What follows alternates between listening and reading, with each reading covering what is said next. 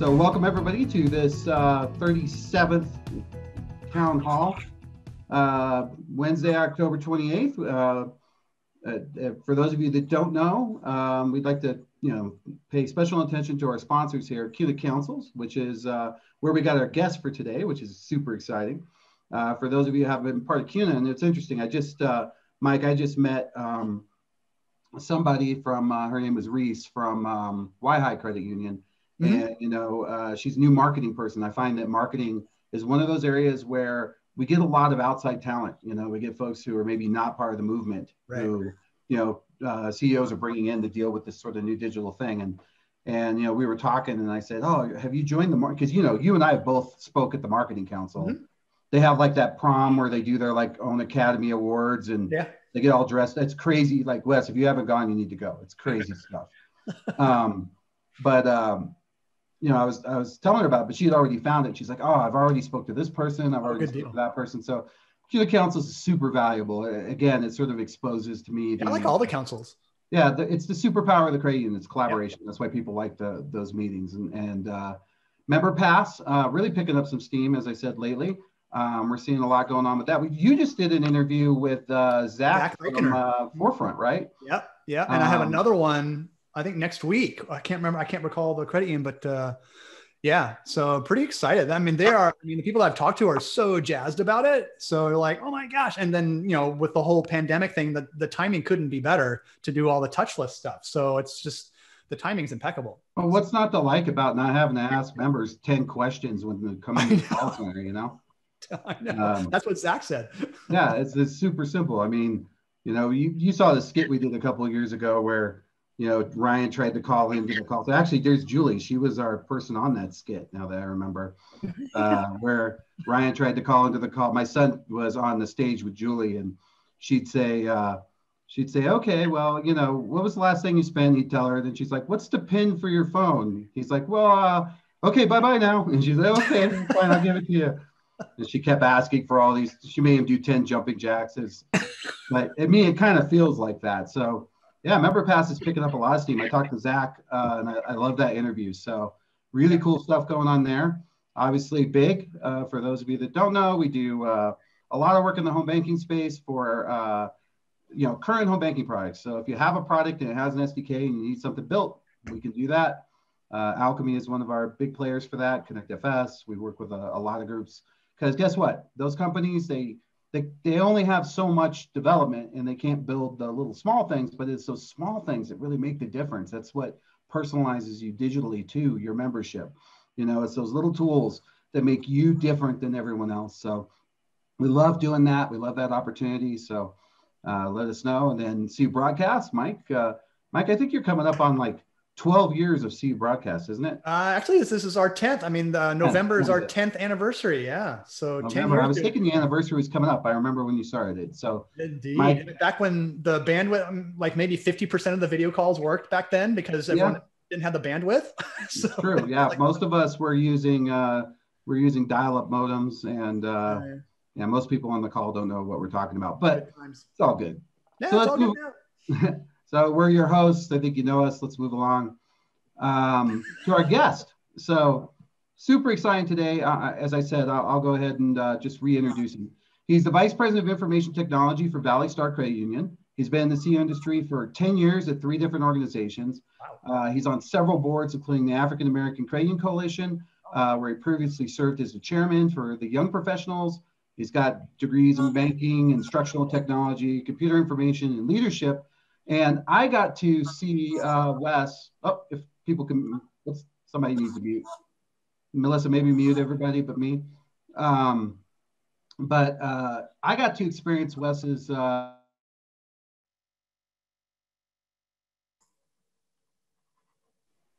was everyone but me, but it worked.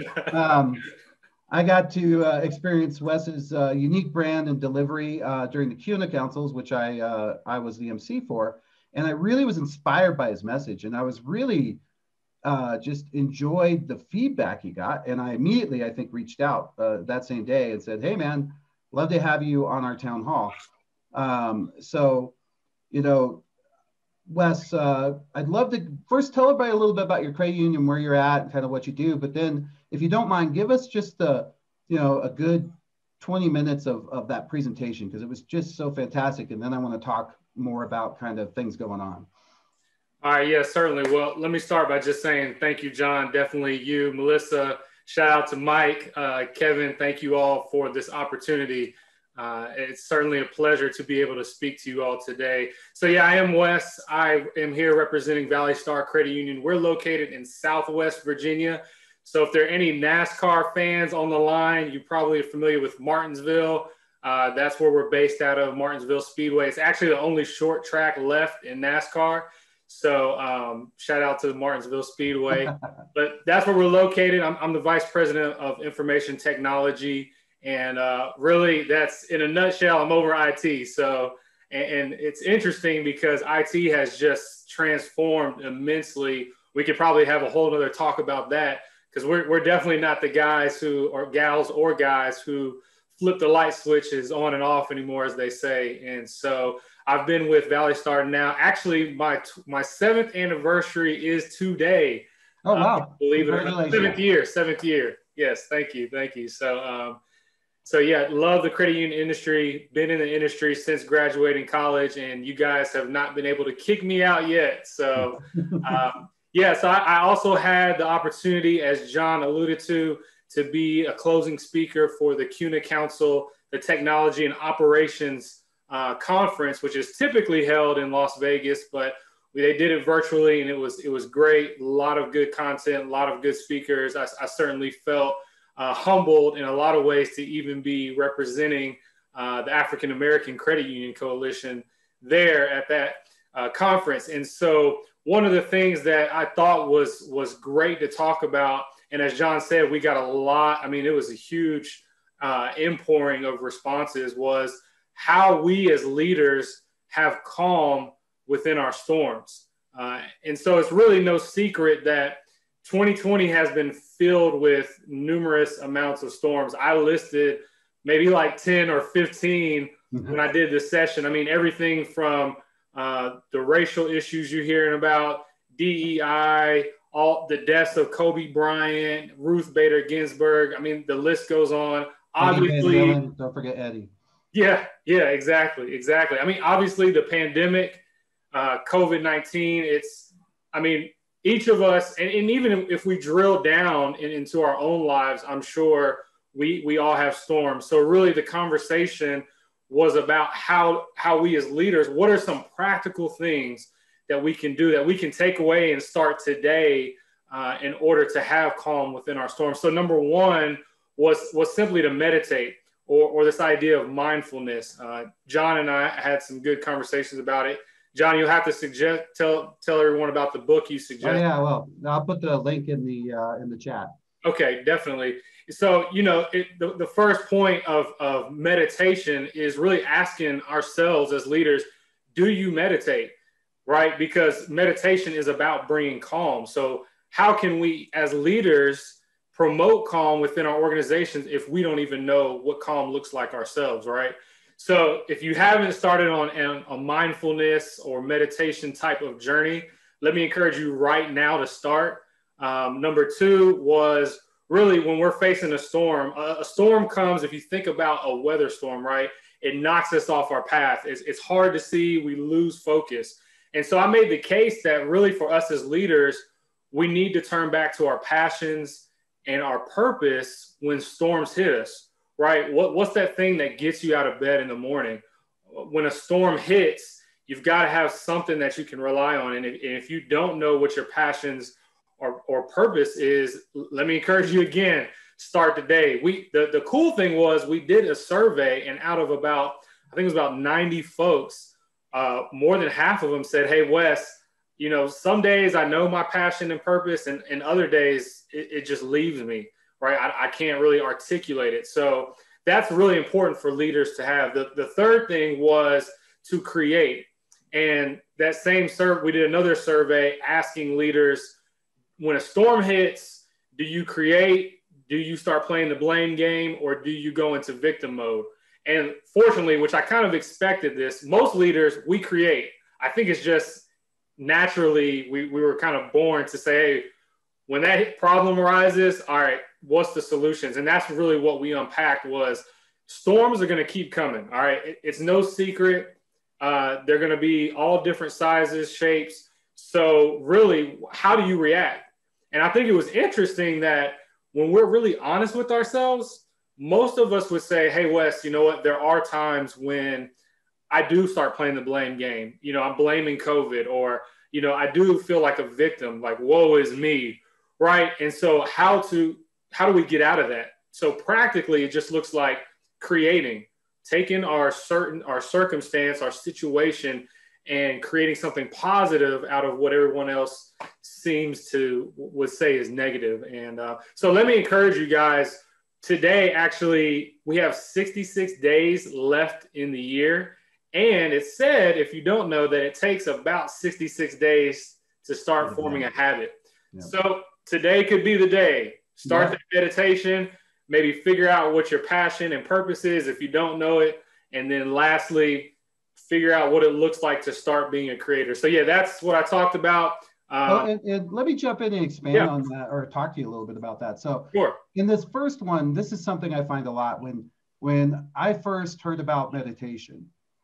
First thing I thought of was like, oh, John's got to get like, you're kind of almost appropriately dressed for it. I got to get a big white robe, and I got to get rid of my shoes, and I got to go sit somewhere and, mom, and sit and do that, which is not what it is. Mm-hmm. And what was interesting about it, and it really kind of changed me a lot. And it's funny because Kevin, who just joined us again in January, kind of noticed this in me, I think earlier this year. He asked me, hey, what did you do? Because when I worked with you, I wanted to strangle you probably, just every other day. Now I'm only, once a month, right? And what you realize in that mindfulness, and this is, I'm going to ask if you've had the same experience, is that it's not about that at all. It's about sitting down and focusing on your breath. And it's like almost impossible to do. Like if you just sat down for like 2 minutes and tried to just, okay, don't think about anything else, but just focus on your breath, like that, especially I think for this culture, it's 10 times harder. But what was explained to me by some fancy doctors trying to help me with my ADHD was that your brain is a muscle, and that this is literally the way that you exercise. It's the gym for your brain, because in a storm, I think is what you were trying to say. It's hard to clear out everything else, all the other noise, right? It's learning to be able to zero in on something and have that kind of focus is really a valuable thing. But the other thing is, it's just, there's so much information. They use it in cancer patients now, a vast majority for pain relief. I don't know if you saw that.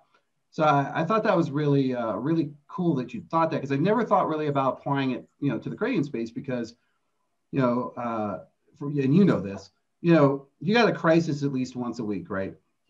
This is down, that's down, the board member can't get in, you name it, whatever it is, it's a crisis, right? And that's difficult to deal with, especially if they keep coming at you, right? And I do find that it is the creative. So I thought that was really cool. So that was my 2 cents on the mindfulness, is that don't think that like Wes has encouraged you to go join a monastery and break out. Like I do have one of those cool bowls upstairs that you can put around and makes that noise. That thing's pretty awesome.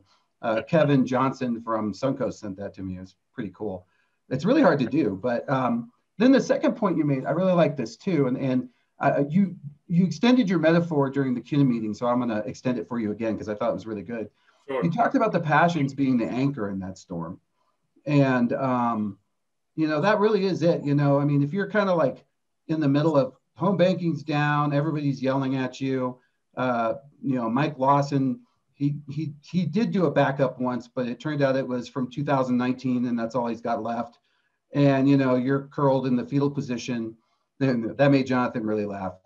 And, am I wrong, Jonathan? Is that not a thing? And it's not even on site. It's been sent to. Oh yeah, it's off at Iron Mountain someplace. It's off at Iron Mountain, right? Yeah, it's like webs on it. Yeah, it's got copy. We don't even have the machine that we can put the tape forget the tape anymore. Drive. Yeah, we got nothing. We just we have to go onto eBay or down to Goodwill to get one, right? and you're curled in the fetal position thinking, you know, the mailman never gets this kind of thing. He's probably pretty happy. He just has to, although mailmen kind of have a tough time at it. But, you know, that passion for why you're here, and I feel like a lot of us in the credit union industry are here because we know that the institutions we're part of, and I feel that from you, Wes, are actually doing some good in the world. And I usually open up almost all my speeches by saying, the reason I'm here is because I believe that everybody would be better off with a credit union account. Everybody you know, everybody you have ever run into would be better off if they had an account at any credit union of the 5,000 in the United States, except for Jonathan's. Other than that, I'm just kidding. Hudson Valley would be a great place to have an account, but any credit union anywhere. And so for me, that was always kind of the anchor in the storm. I was wondering kind of what's yours? Yeah, so mine is, my passion really is connecting people, is collaborating, is using my gifts to better serve others, is to helping others figure out what even their purpose and passion is. You know, I think my purpose even transcends that into, I would say, more of helping people in life. So yeah, we can drill down and say Wes helps his team in relation to IT, but a lot of times I'm asking, hey, you know, simple, how are you doing today? And how can we even elevate you from maybe you're having a bad day to having a good day? You know, sometimes I think we feel like our passion or purpose has to be this deep, super altruistic deep thing. Yeah. Right. I want to save the whales through the credit union. Right. Exactly. But it really, sometimes it can be more of a simplistic thing. And sometimes your passion or purpose may align with the organization you're working for. So all of us on the call, we have, our credit unions have mission statements and vision statements. And so sometimes it's bringing those back out and saying, hey, do I really believe in this? And why is that? And then maybe just looking in the mirror and asking yourself some questions of, you know, what, again, like I said earlier, what gets me out of bed, right? What drives me to want to do more? And so really, yeah, John, for me, it's just, I love seeing people accomplish their goals. I love bridging gaps between departments and people and just finding those connectedness spaces where there may be some tension, and that's it. I could talk a lot more about it, but we'll keep it at that. Well, Mike actually just brought up something. Mike, you wanna say what you just told me privately? Yeah. I mean, there's a direct correlation between health and finance and the stresses or the non-stresses. They really kind of complement each other. And the foundation does a lot of work on this. And I don't know if this is where you're going with this, Wes, but there's a lot. I mean, obviously the meditation can really help out, but, and there's a number of credit unions all over the country that are really kind of implementing wellness programs into their, I guess, I don't know, into their daily lives and to promote wellness, which will thus help out your finances as well. So that's from a member perspective too. And I think what Wes was bringing to the table is, and this is something we often do, Mike. It's interesting you brought this up because it's something I keep bumping into, and I want to throw it at Wes as well. We tend to do things for the members and forget about the staff. Yep. And that's one where it's kind of interesting. So I was speaking to a credit union the other day, and they were talking about members. This is a new phenomenon. Wes and I were discussing this earlier. So people are realizing that these people working from home, the call center thing, well, that started off great, and it's still not bad, I guess. But since people aren't next to each other in that, cubicle space, there's a lot of dependency where, there's this crosstalk, this course lining that goes on where someone will go, hey, I'm looking for how to turn off e-statements. And someone will go, oh, I'll send you a quick link in chat or whatever. And so they have this synergy. And now that they're alone and they can't make those connections, they're struggling a bit. And the interesting thing was that when I asked them, I said, well, could you tell me how many of your employees actively use your digital products? So far, I haven't had one credit union be able to answer that. And here's my theory. If you were selling ice cream, Wes or Michael, and I came in and said, man, how's the ice cream? And you went, I don't know. I'm not eating that stuff. I feel like for me, I wouldn't buy the ice cream. I can't be sure about it, but I like ice cream a lot. So I might just go, yeah, whatever. But I shouldn't have used that example. But my point is that the wealth, health, and finance and all of that's kind of going to go hand in hand. And you have to start with your own neighborhood. Is that how kind of what you're thinking, Wesley? Yeah. So Mike, that's a great point. And John, great for really unpacking that a little bit more. I think you're right. And that's why that was my very first point, is because I think sometimes we forget about ourselves. Mm-hmm. And, you know, we're in an organization, an industry that's about people helping people. And I think so many times we come in and our focus is that member, that end result, and we can forget about ourselves. You know, I did another survey, those same 90 or so folks, and asked them simply, have you used your personal time off? And about over half of them, they said, you know, they haven't really even, they've maybe used a few days, but, you know, they've got some in the tank. But then there was another, I think like 30% that said, Wes, I haven't even thought about PTO, right? So I'm sitting here thinking that's 30 people who haven't even thought about personal time off. And here we are, there's only 2 months left in the year. Yep. And so, yeah, Mike, I think really it goes back to what I was saying earlier. When that home banking goes down, as John said, or fill in the blank, whatever storm, if we don't know. When you say that, Jonathan just twitches. Do that again. Say home banking down, like watch him. Screen crash. Like he's got like a little twitch that he gets whenever you say that. It's pretty awesome. Jonathan, I feel you on that. We'll have to come up with a better example. But yeah, I mean, if you don't know what calm looks like for you, if you haven't found that, if you haven't had time just to yourself to kind of hit that reset button this year, then yeah, when something hits you, it is going to feel like chaos and you may crash. And I've heard, honestly, John, Mike, I've heard countless stories. I mean, I could share some here that of folks who are just driving. They don't stop. And life life blows the whistle at them. And it's that like equals burnout. Yeah. Yeah. They burn out. You hear about them having medical problems. Then they're forced to take off, right? And it's not like it or not. Mm-hmm. Yeah, they're taking off in a hospital. And you know, we don't want that.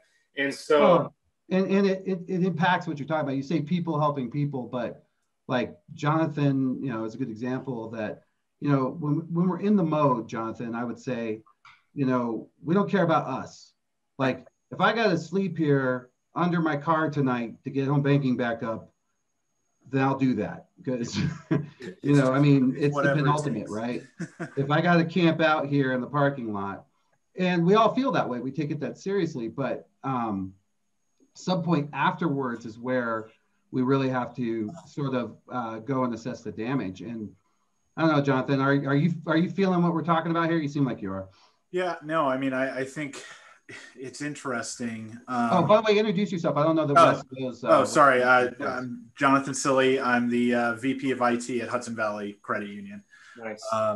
It's interesting, you know, what I found with my team and their staff is that because so many of them are remote, it's actually harder for them to remember to take care of themselves because to Wes's point, they're at home, but they're sitting in front of their computer and they forget to get up. They forget to go.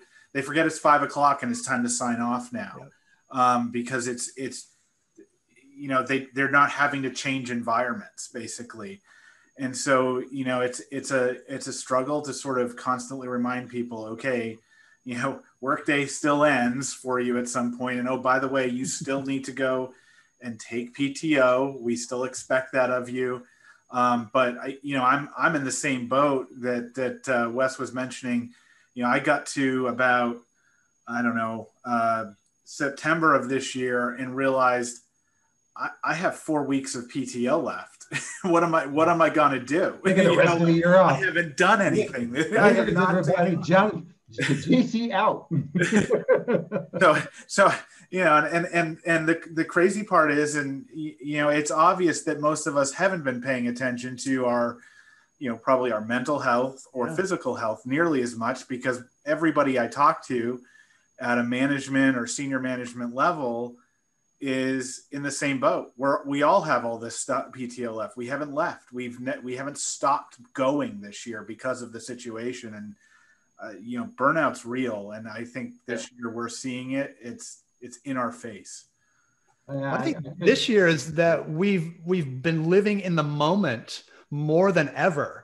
And you kind of forget about planning and what am I going to do next week or next month or something? Because we've been in this like crisis mode, and that forces you to go, oh my gosh, what are we doing right now? And then like you said, Jonathan, you forget, oh my gosh, we got all this time off, and how are we going to do this? We're still in a crisis type of thing. So, and then that just kind of everything kind of spins out of control from there, and it just kind of compounds itself. So, well, it directly leads to Wes's next point.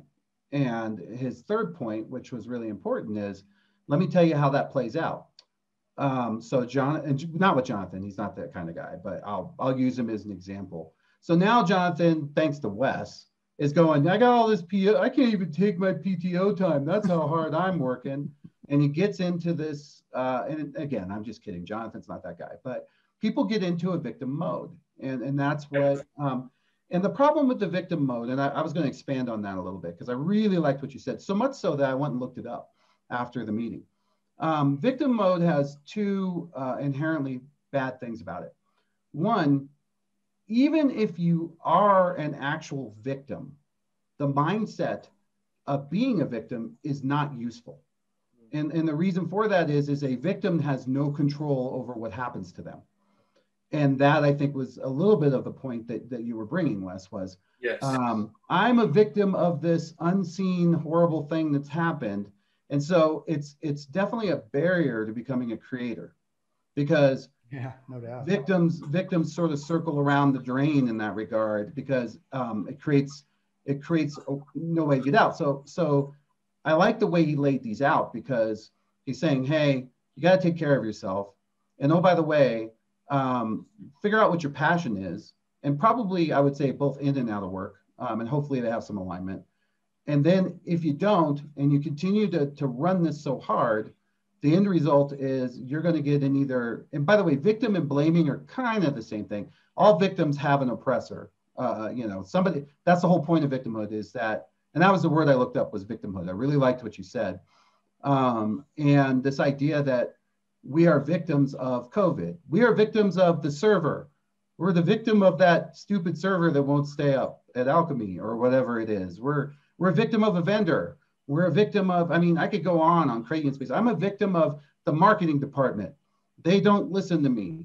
I'm a victim of Wes. Wes is oppressing me. I should be his boss by now. And just because the last backup tape I have was from 2019 doesn't mean that he couldn't promote me. And those are the thought processes that go through our mind. And it's an easy space to get into when you're in a service department, but it's an even easier space to get into, I think, when you're forward facing, because the vast majority of people I talk to in the credit union spaces, we go and sort of elaborate on culture and credit unions, is they feel victims of the members. And that is, so when you're at our level, when you're Jonathan Silly, he's a victim of, God knows, the CEO, Dell, HP, you name it. Those are the kind of his world. But when you're down, a lot of us don't think about that next two levels down in that forward-facing space. They're going to say, and they're victims of the members. And Kevin, I know you running a call center for so long, you had to have run into this a little bit. He's going to unmute. I promise. He's looking at me that way. Yeah, I think, in the call center, especially because life is so one call after another, after another, after another. Or no one's ever happy to call the call center, right? No one's picking up the phone to go, hey, why'd you call? I just wanted to say hello. Thanks, bye. Click. Yeah, that doesn't happen, right? Yeah, but having that centeredness, having that peace kind of starting your day or as you fill in the day, I think could be really helpful. It's kind of like the same thing before, where we used to coach the call center reps to smile when they were talking, even though that no one could see them. We tie those two things together because they're that much better if they're smiling. It comes through in their voice. Huh? I never heard that. I never knew that. I worked with him for literally 15 years, and I did not know that. I learned something new today. I did not know that. Learn It something makes new every sense. day.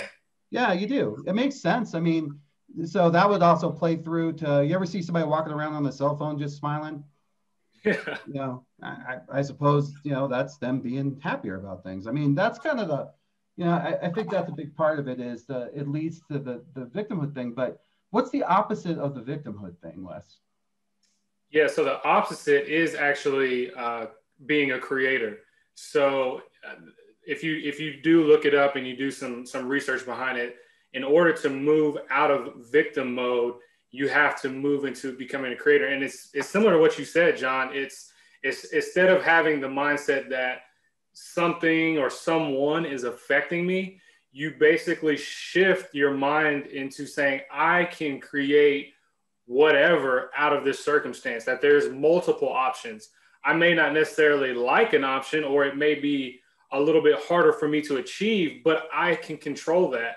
And I think when you shift into that, and the opposite of then becoming a creator, I mean, the possibilities are infinite. And Kevin, I like what you said about, you know, practicing smiling. It is the same thing with the whole concept of meditation.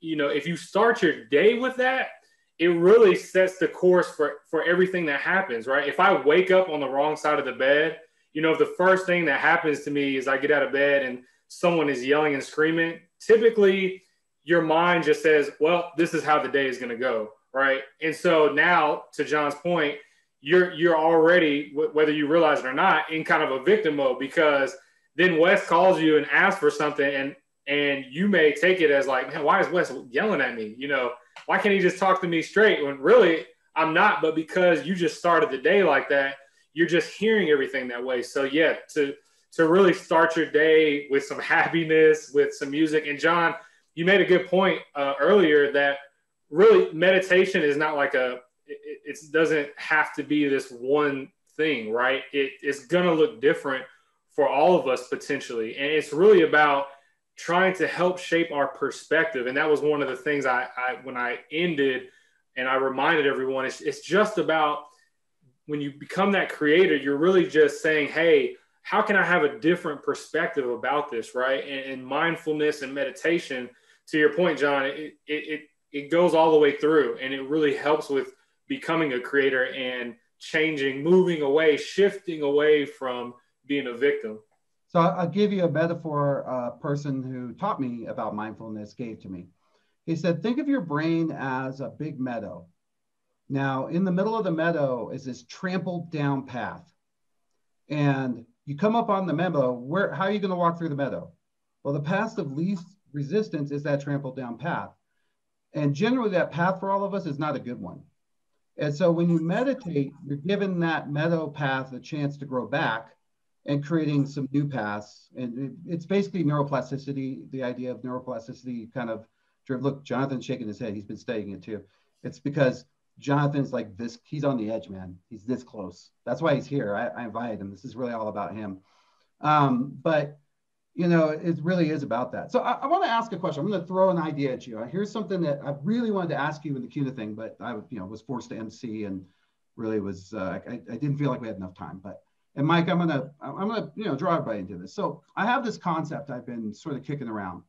I call it organizational trauma. And I'll give an example of what I think organizational trauma is. And then I want to talk about maybe how this whole period, 2020 and everything, is going to lead to that. So a good example of organizational trauma would be a conversion.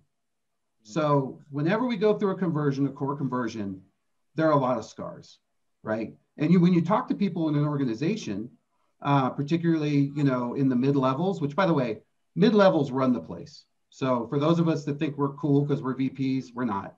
It's all the dudes below us that are really doing all the hard work. We get to be on these calls, right? But except for Lawson, but he probably does have some minions. We just can't see them.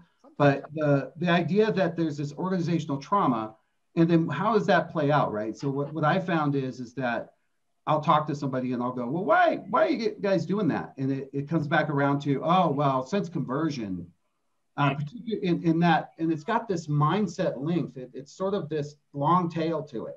that then somehow gets out of focus down the road where people don't understand that. But what's been more interesting to me is the long-term effects of what I'm calling organizational trauma. So for example, it turns people into victims of that event. But then the other thing is they believe that that event in itself is, well, it's a victim of it, but they believe that there's no changing whatever it is that they've sort of encountered. Because at the time of the event, someone like Jonathan, again, I'll keep using him because I can see him. Yeah, he didn't have time in the middle of the conversion to solve this one little thing. And so what I find is we're kind of like a bad date, you know, in the credit union leadership space. We're like, hey, let's go out on a date. Everything's great. And then move on. There's another problem. We got to go over here. And you, whatever, was great. We had a good time. I'm moving on. And so we never get back around to whatever that stuff is. And it creates a distrust within the staff. And my question is, you know, I think this mental health, organizational mental health, in a way is sort of relating to that I believe that we are creating a whole lot right now of organizational trauma, of people suddenly having to work from home. And by the way, organizational trauma is compounded by, and I think you really hit the nail on the head for this, Wes, by your regular day-to-day. These storms don't just happen at work. You know, I had a dog of 12 years die in my arms last week. She had a great life, but it was, you know, just her time. And that's definitely a storm, right? And I had to sort of, you know, get out of that victim-y mode of, oh, I don't get to pet her anymore. No, she moved on, but also no, she lived a great life. I mean, God, you trust me, Wes, if you could be one of my dogs, you would be the happiest person. My wife, you should be so lucky as to be a best family pet. You'd never leave. It'd be the best life you ever had. But anyway, you trust me, however you think you're being treated at home right now, you'd be treated better by my wife if you were one of our dogs. All I got to do is crawl around and bark. Maybe catch a few things. I have to play that back for my wife later and see what yeah. However that is, you can tell her, hey, I'm going to go be one of John's dogs. Although my wife will only have female dogs. She calls male dogs leg lifters and she won't have any. So you might not be allowed. But anyway, so long story short on that is that the personal storms compound that. And in this particular moment with COVID, the personal storms are much more likely. They are the stress of having to teach kids. So I just really liked your perspective. And there was two parts to this question. One, how do you perceive the organizational trauma at your organization? Have you seen any? And then two, since you are the chair and are dealing with the young group, I'm really interested on the perspective of the up and coming leadership in the credit union space and how they perceive these things. Yeah, so that's a really good question. And yes, definitely hands down, organizational trauma exists, and I have my share of it. So for those of you who didn't hear earlier, this is my 7-year anniversary today. And believe it or not, John, we have done a merger every year except for this year since I've been here at Valley Star. So 6 mergers, wow. No joke. And so I know exactly what you mean. So really, and every one of those mergers leaves a scar. Yeah, easily. And so, you know, I'm not here to profess to be the expert on meditation or purpose or passion or creating. So you may say, well, Weston, where did you even get these categories? Really, because of the storms that I experienced. So the things that I spoke about that we're talking about today, it was really a result of me having to work through each of those moments. And so I didn't just come to this place overnight, but it was me having to have those moments after a merger where I'm just like, you know, pulling my hair out and I'm up late hours. And hey, Wes, we'll let you know, nobody with the letter E in their name got a credit card. Can you call me back? Right. Well, they all got the same credit card, Wes. No, we were wrong. They all got the same exact credit card. Exactly. Can you call me, Wes? Wes, please call me. Exactly. And you're right, John. I mean, when you're talking about a conversion, there's so many moving parts. And so you try, of course, to focus on your big ones, but it's inevitable. I think anyone you talk to about a conversion or a merger, they'll tell you, I mean, organizational trauma exists within that because no matter how much you plan, no matter how many good questions you ask, there's going to be that one thing that nobody thought of that gets missed that causes somebody stress. And so, yeah, it's not possible to catch everything. There's too many variables. But what you were saying was interesting, because if we look at trauma in general, the way you're supposed to deal with it is to sort of confront it later on. But what I think is happening is we sweep it under the bus and head for the next trauma. yeah, you know. And so sometimes, those trauma buses, and this kind of plays into that conversation again of victim mode or blaming, because, after merger after merger, it's very easy for me to say, man, like the organization is, why do they keep sending me these mergers? Like, why are you doing this to me? Stop, and having to figure out, like, how do I work out of that? How do I really even put up a wall to say, hey, you know what? I've got to stop thinking like that. I can't think about that. I have to think about how I need to create out of this situation, especially if I realize, okay, this obviously is going to continue to happen. Yeah. Right. So I think the way to do it, this won't creep them out at all. The next time they do it, go, I'm so excited. I get to do a merger. And then you just start doing the happy dance and like jumping around. You will definitely get that PTO that you've not been taking. Yeah. Don't make sure that you talk to them. But no, I think that organizational trauma is, is something that, as you talked, really kind of, I've been sort of working on my next book in my head, because that's how I do it. And one of the many cycles in my head that the ADD guys try to get rid of. And in my brain, there's like organizational trust, organizational trauma. And I've been sort of filtering through that, because I find that it's a steel thread throughout the organization. And a lot of it leads back to IT because of the digital nature of banking. One of my favorite merger stories, and I know Jonathan will laugh about this, but they ever come to you and go, well, hey, how fast can you do it? And you go, well, it's going to take X. And they come back and go, well, what if it wasn't 10,000? What if it was 9,000? That doesn't make any difference. It could be 2. It's all the same. Unless you can type them in yourself, there's, get it down to enough you can do it manually. Other than that, it's all the same programming. Hey, John, I'll tell you, even if you can do it manually. So the first 2 I think we did were manual. So look, manual, automatic, it's still going to happen. But I think, it really, we as leaders, right? That's why it's so important to sit back and really start asking some questions about how, if I know that there's going to be organizational trauma, then what can I do about it, right? And that's that last point of being a creator. What are some conversations I can go ahead and have with my teams? What are some things that I can do Is it just simply, hey, taking that time off to prepare myself before going into it, instead of saying, hey, you know what, I'm going to just dive into this head first? Yeah, it might just be taking a step back. So, and to speak to your second question about the young professionals, I haven't done any research or surveys around them, but I'd say from my interactions and talking to them, I'm really inspired and encouraged. And Mike, you may on some of your shows may have some similar insights to this, but the young professionals that are coming up they're just so excited about getting to solve or do something. So really for them, this concept of organizational trauma may not go as far as be as deep, because in some ways they're like, hey, give that to me, because I want to prove myself. I want to show the organization I'm ready. I can do this. And so I think just in a general sense that young professionals are really just like, hey, I'm ready to rock and roll. What y'all got? Now, they may talk to someone like me who then like, okay, let's back up a little bit. But yeah, I think they're poised and ready to really take on this large shift we're seeing in our industry, and really the shifts we're seeing in so many different facets, like you talked about digital. And I know earlier we were talking about the need for being able to analyze your data. So that's my take. I don't know if Mike might have some more insights into that.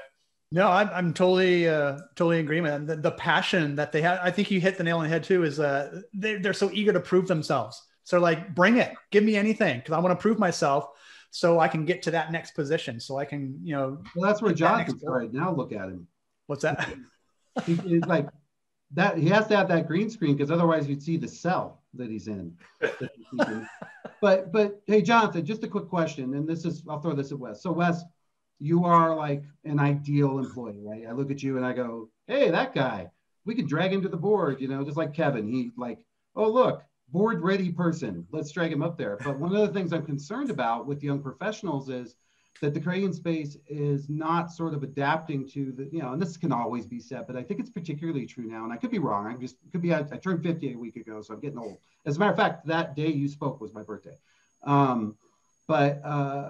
You know, are we not adapting to this next level of professionals? Like, for example, Jonathan, if you found the ultimate coder, but his favorite thing to do was to you put metal in his face, and every day you couldn't get him through the metal detector to come in and code, which doesn't matter anymore.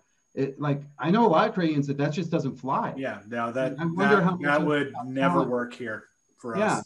So maybe both of you, you know, maybe Jonathan go first, but, you know, do you feel hampered by that culture in the sense of, because what I heard Wes say is we need more young people because they're the ones that are going to be getting, and they add that energy to the team. You got to keep track of them because they don't know what they're getting into, but it's fun to have them.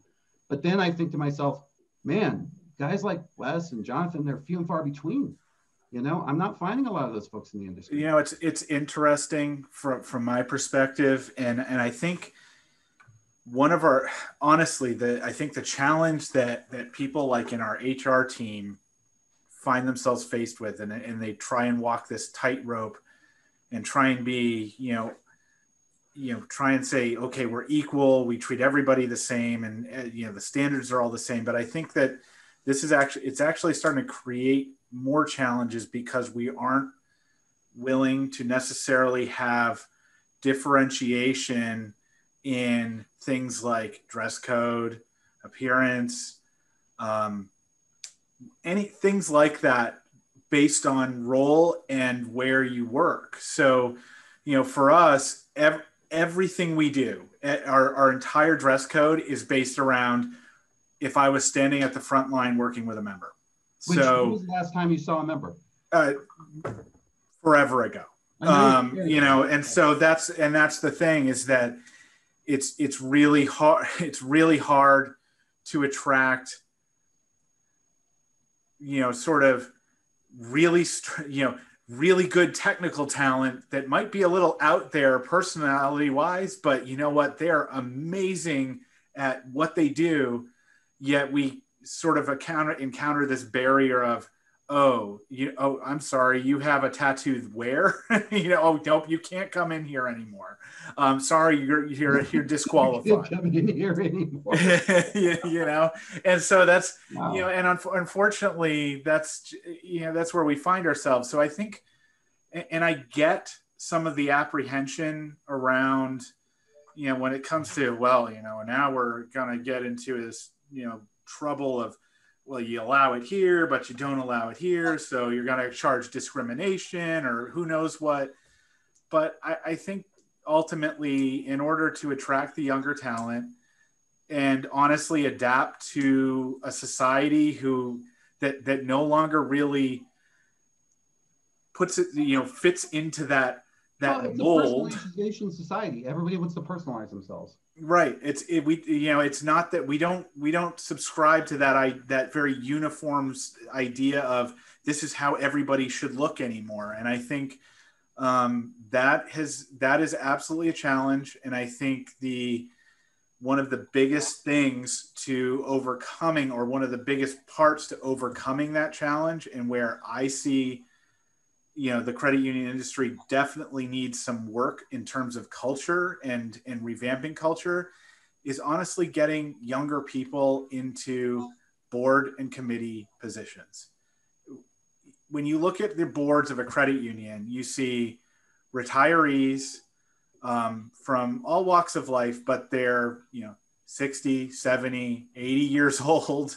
And these are not the people that are going to understand the cultural shift that's happening and how we have to meet that cultural shift to continue to grow and thrive. And I think, you know, we need to introduce new blood, new ideas, new thought processes into that part of the credit union space. And I think that's kind of one of the last bastions of the old way of thinking. And it's tough because it's a huge time commitment, and a lot of younger people don't have that ability, or they don't have the experience that credit unions are looking for. So I think there's a huge opportunity, whether that be, establishing onboarding programs for people that don't have all the experience, mentorship opportunities. But if we could get some new ideas and new thoughts into that level of position, I really do think that would prompt change much more heavily in the community or in the organization versus trying to do that from the bottom up. Yeah, Wes. That's good. That's good. So, Jonathan, and I feel like I need to meet you in person because John has like called on you and attacked you. No, but you said a lot of good things. I'll try to hit on most of them. Yeah. So, John,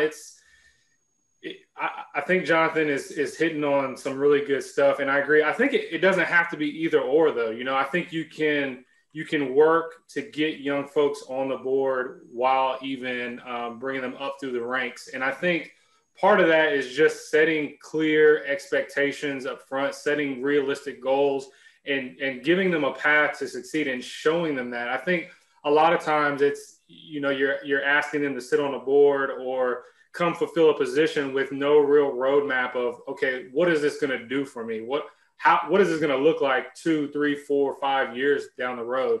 And I made John, you might remove me from the meeting for saying this, or somebody might, but I mean, I think you got to go outside the box, right? Historically, the board positions have been volunteer. I would say perhaps we're just at a time in credit union life where we can examine giving a stipend.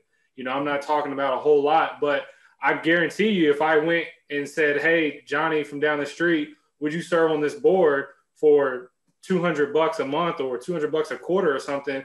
He's a lot more likely to say, okay, well, let me hear you out. Let's see what you got to say. So, and I'm not saying that's the sole answer, but again, it's just kind of like you're saying, Jonathan, we've got to think outside the box. For me, it's really about being intentional, right? Whatever we do, we just have to be intentional about finding these opportunities. And just because we may fail, or just because the first 3 young professionals don't work out, we can't throw in the towel, but we have to just keep refining. And kind of like you're saying, Jonathan, I like it. It's like we have to be willing and ready to refine our policies, our procedures, the way we do things. And I think there can be a hybrid, right? It doesn't have to be like we have to throw out the old guard completely. I think there's obviously a lot of good things. I give you a good metaphor. It's like the Wheaties box, right? The cereal, the content in the box has never changed, but the person on the outside changes to match the culture where they're at, right? If you put Wayne Gretzky on a box today, I mean, I don't really know how many people eat Wheaties, but I guarantee you, not a lot of people are going to pick up that box, all right? But if you put LeBron James on the front, hey, people might not even care for Wheaties, but they're going to pick up the box just because he's on the front. So all I'm saying is that the content, what we do as a credit union, that's going to stay the same, right? The whole idea of people helping people, right? But how that looks, how we reach them, how we reach our young professionals, how we work them into our organizations, that can change. It can look different. It doesn't have to look like it always did. So yeah, that's what I would contribute, John, to that conversation, and which I'm sure we could talk about all afternoon. No, we absolutely could. I wouldn't throw you out. I was going to ask Mike, Lawson, or Kevin, do we know of any paid boards? I thought there were a few. I know it's a big issue in the industry. I know it's some people like it, some people hate it. I mean, you go to like a Q's directors conference and that's a huge topic there. I know. I've massive, but yeah, I don't know where it's at right now. I just know there's a big divide in the industry with it. So Kevin, you may know more about this than I do. Yeah, it is. I mean, some of it depends on your state regulators as well, but it is legal in most places to pay boards now, at least from my understanding. And it always is a big topic at conferences because you have a lot of board members at conferences who'd love to get paid. Mm-hmm. But I'm not sure how many have done it, but I do know that in most cases, I believe you can. Interesting. Well, I'm going to close out with one last thought, but you won't get a lot of time to talk about it, but I'll throw it out there. So first of all, I want to thank Wes. Wes, awesome to have you. What an incredible discussion. Well Thank done, you so sir. much for coming on. This is not an easy topic to talk about, and I really appreciate you had the courage to come on in front of all the CUNA folks, because you know it wasn't just those 90 people. A whole lot of people went and watched that video afterwards because you got a lot of great comments. I saw the comments cards; they were fantastic. So this last thought is going to be something that's really going to affect us in IT, and I'm starting to experience it now and outside the industry, which is we're starting to see a large spike of autism in the IT space. Mm. And if you think your culture is difficult to deal with now, we're going to find a lot of those professionals are also on the spectrum. They are much different to deal with if you've never had an employee with Asperger's or some of those types of things. But as Jonathan pointed out, they are incredible at what they do. So certainly something that I think is on the horizon, because and by the way, you can go look in Google Maps at hot spots and heat maps for that. And it's all around MIT, it's all around Stanford, and now it's growing into other metro cities, because your sort of society's rewarding that sort of focus in terms of IT. But I think that the health of the credit union, the cultural health, the organizational health really spoke to everybody at CUNA. And I was excited about today. I mean, I'm always excited about the town halls, but I really couldn't wait to get you on board. I love your enthusiasm, and thank you for all the participation and effort you put into the industry. And for those of you that might have more questions or want to talk more, I know for me, I found you on LinkedIn. Is there any other way that you prefer to be found, like on Twitter or something? So LinkedIn, Facebook, Instagram, yeah. Quickest way would probably be LinkedIn. Certainly you can send me an email, not hard to figure out, wesleyww@valleystar.org. Hey, if you wanted to call me on the cell, I don't mind that either. I'll post my cell number out there. Now, like I said, my purpose is just to help folks. I may not have all the answers, but I'm definitely willing to have a conversation, definitely willing to listen. And no, I appreciate the time, and happy belated birthday. And I'm sorry to hear about the loss of your dog. And yeah, this has been great. And hopefully I'll be back around the block sooner or later. But thank you. Love to have you back. And certainly, Mike, you probably need to connect. And oh, yeah. So I'm sure Mike will reach out. So thank you, everyone. And great Wednesday. I'm going to go and hit Headspace and see how that goes. 66 days. 66 days. Y'all can create a habit. Yeah. Jonathan can use it. Look at him. He looks That's like right. You ever see that? Remember that show, the one where there were people in your head controlling you? It was a Pixar movie. Inside Out. Inside Out. Remember the angry one? That was like, Yeah, that's him. He's that guy. He's just, it's like he hasn't left Hudson Valley since March 22nd. My cot's over there. Got a pile of clothes in the corner. Yeah, it's bad. That's why he has to throw in the green. Not pretty in there. They don't even go in there anymore. They just shove food. They put a doggy door on my door so they put the food through. Oh, well, we could talk about this all day. I just can't thank you guys enough. And we'll definitely get this out there and post it. And Wes, you're always welcome back, man. Great session. Thank you. Thank you. Thank you, everyone. Great session, guys. Well done. Bye. Thank you.